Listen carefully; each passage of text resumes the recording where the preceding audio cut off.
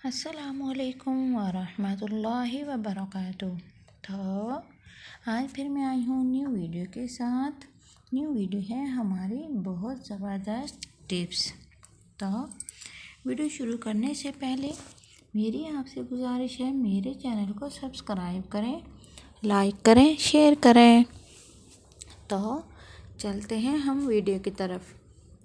एक पुरानी कहावत है कि अगर दुल्हन की जुएं शादी के वक्त सर में रह जाएं और सर साफ ना हो तो वो सारी ज़िंदगी इस दुल्हन के सर में घर बना लेती हैं।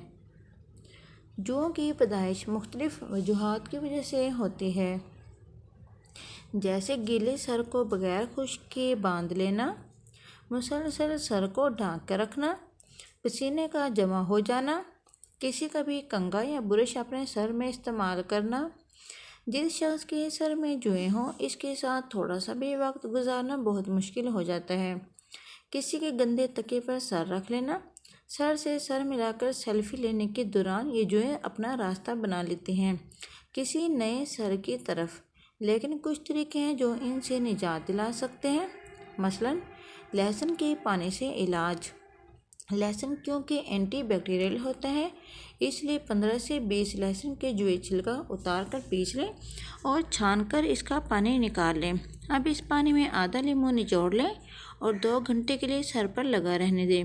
अब सर को धो लें और कंघी करते रहें, जो ही नहीं लीखें भी गायब हो जाएंगी। प्याज के पानी से इलाज।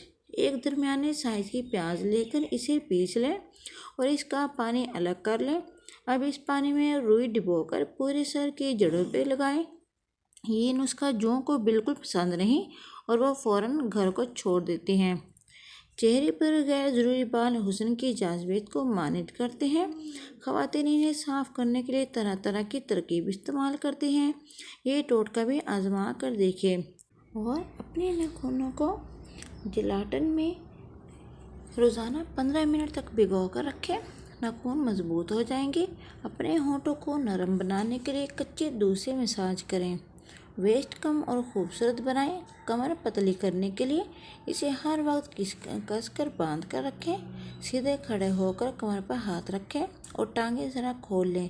फिर बारी बारी दाएं बाएं आगे पीछे झुकें। इसके बाद जिस्म को चक्कर दें। 6 बार ये अमल करें। कुछ दिनों में आपकी कमर पतली हो जाएगी। तो आज की मेरी वीडियो यहाँ तक थी।